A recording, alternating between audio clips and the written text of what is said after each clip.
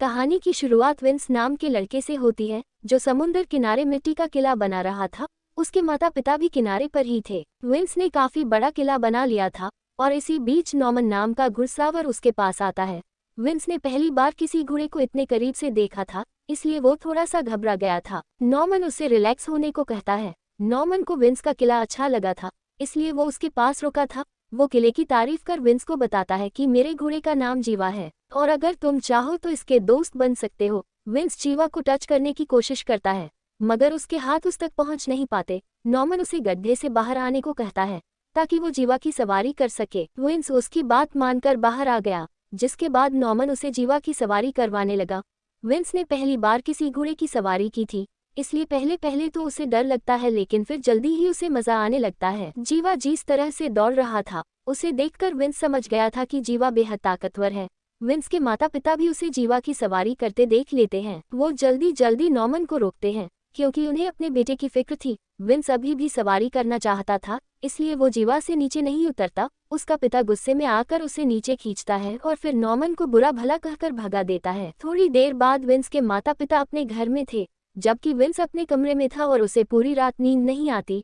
अगले ही दिन वो पास वाले स्टेबल में आता है। वहाँ उसे जूलिया नाम की लड़की मिलती है। जूलिया यही काम करती थी और वो विंस से यहाँ आने का कारण पूछती है। विंस उसे बताता है कि मुझे नौकरी चाहिए। जूलिया उसे 2 दिनों बाद आने को कहती है ताकि वो उसे अपने मालिक से मिलवा सके। 2 दिनों बाद विंस उसी घर तक पहुँच गया। यहाँ जूलिया ने उसे बुलाया था। वो घर में आकर उसे देखने ही लगा था कि इसी बीच बहुत सारे घोसवार घर के बाहर आ जाते हैं। जूलिया भी इन्हीं घोसवारों में थी और उसने विंस को देख लिया था। वो जल्दी जल्दी उसे घोड़ों के मालिक के पास ले आती है। मालिक का नाम मिस्टर विल था।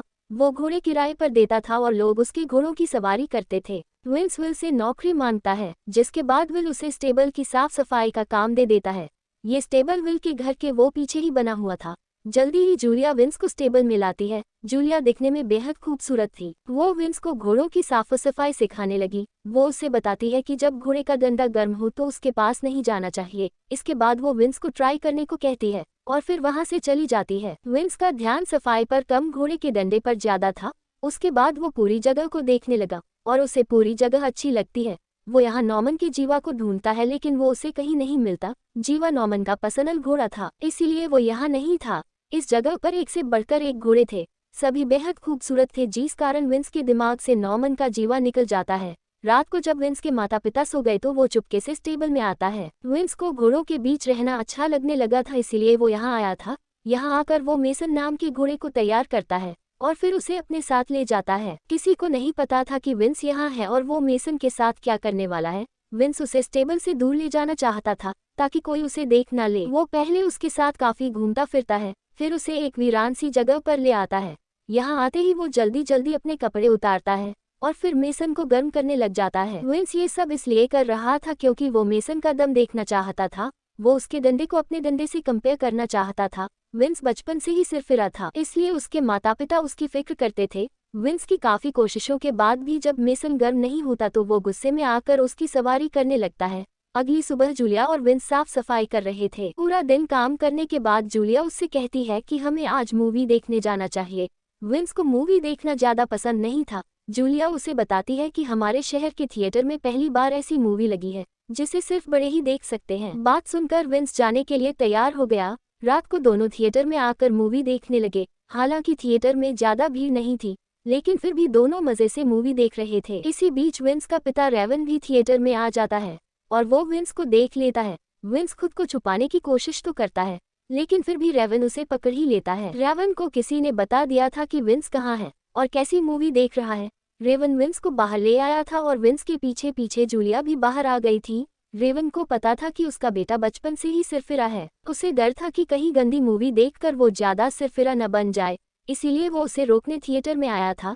तीनों बस का इंतजार कर रहे थे ताकि अपने अपने घर जा सकें। रेवन दोनों को समझाता है कि उन्हें ऐसी मूवीज नहीं देखनी चाहिए। जूलिया उसे यकीन दिलाती है कि वो दोबारा ऐसी गलती नहीं करेंगे। इसी बीच बस भी आ जाती है। रेवन जब विंस को चलने के लिए कहता है तो वो उससे कहता है कि मैं जूलिया को अकेली नहीं छोड़ सकता। विंस की बात सुनकर रेवन खुश हो गया क्योंकि उसके बेटे ने पहली बार कोई समझदारी की बात की थी। वो उसे वहीं छोड़कर बस में बैठ गया, लेकिन फिर भी अंदर से घबरा रहा था कि कहीं विंस कुछ गलत न कर डाले। वो न चाहते हुए भी दोनों को वहीं छोड़कर चला जाता है। थोड़ी देर बाद दोनों स्टेबल की तरफ बढ़ रहे थे। जूलिया अपने मालिक विल के घर में ही रहती थी और विंस उसे वहीं छोड़ने जा रहा था। जल्दी ही दोनों स्टेबल में पहुंच जाते हैं। यहाँ आकर जूलिया तो नॉर्मल थी, लेकिन विंस को यहाँ आते ही कुछ कुछ होने लगा। जूलिया तो ऊपरी बेसमेंट पर पहुंच गई थी और विंस भी उसके पास आ जाता है। जूलिया उसके साथ मिलकर पानी निकालना चाहती थी, क्योंकि गंदी मूवी देखकर वो गर्म हो चुकी थी। विंस का ध्यान उसमें कम बल्कि घोड़ों पर ज्यादा था। जूलिया उसे अपने पास बुलाती है और जब विंस उसके पास जाता है तो जूलिया उसे किस करने लगती है। इसी बीच विंस घोड़ों की आवाज सुनकर फिर से उन्हें देखने लगता है। जूलिया को ये सब अजीब लग रहा था, क्योंकि विंस उसकी तरफ ध्यान नहीं दे रहा था। वो विंस को कपड़े उतारने को कहती है। इसके बाद वो पहले खुद के कपड़े उतारती है और फिर उसे देखकर विंस भी अपने कपड़े उतार देता है। अब दोनों एक दूसरे को गर्म करने लगते हैं, मगर काफी कोशिशों के बाद भी विंस का डंडा खड़ा नहीं होता। वो शर्मिंदा होकर एक तरफ लेट जाता है, जबकि जूलिया उसे फिर से कोशिश करने को कहती है। वो जूलिया से साफ साफ कह देता है कि मेरा डंडा छोटा है, इसलिए मैं तुम्हारी गुफा का पानी नहीं निकाल सकता। जूलिया उसे समझाने की कोशिश करती है कि साले तेरा डंडा ठीक है, लेकिन विंस उसकी कोई भी बात सुनने को तैयार नहीं था। वो साला गुस्से में आकर उससे चले जाने को कहता है और उसका गुस्सा देखकर जूलिया इतना डर जाती है कि वो सच में वहां से चली जाती है। दरअसल विंस बचपन से ही खिसका हुआ था। वो अपना हथियार घोड़ों जैसा करना चाहता था। उसे लगता था कि अगर उसका हथियार घोड़े जैसा होगा तभी वो किसी लड़की को खुश कर सकेगा। उसने सफाई करते करते एक घोड़े का देखा था, बस तभी से उसे अपना हथियार काफी छोटा लगने लगा था। उसे लगा था कि उसका छोटा सा हथियार देखकर जूलिया उसका मजाक उड़ाएगी और इसी डर की वजह से उसका खड़ा नहीं हो पाया था। जूलिया के जाने के बाद वो पागलों जैसी हरकतें करने लगा और इसी बीच वो गलती से नीचे गिर जाता है। नीचे सभी घोड़े थे और विंस उनके बीचों बीच था। वो कुछ सोचकर एक हथियार उठाता है और सभी घोड़ों की आंखों पर हमला कर देता है। विंस के हमले से घोड़े चिल्लाने लगे थे। उनकी दर्द भरी चीखें सुनकर उनका मालिक विल भी स्टेबल में आ जाता है। उसे देखते ही विंस ऊपर भागता है, जबकि विल घोड़ों की हालत देखकर हैरान हो जाता है। वो समझ गया था कि इनकी बुरी हालत विंस ने की है। वो जल्दी जल्दी ऊपर जाता है और साले विंस पर हमला कर उसे बेहोश कर देता है। दरअसल विंस जब नीचे गिरा था तो उसे लगा कि सभी घोड़ों ने उसका छोटा सा हथियार देख लिया। उस साले को लगने लगा कि अब घोड़े भी उसका मजाक उड़ाया करेंगे और उसकी पीठ पीछे हंसा करेंगे। बस यही सोचकर उसे घोड़ों से नफरत हो गई। इसी वजह से उसने घोड़ों पर हमला किया था और गुस्से में आकर सभी की आंखें फोड़ दी थी। विल ने उसे बेहोश करने के बाद पुलिस को बुला लिया था।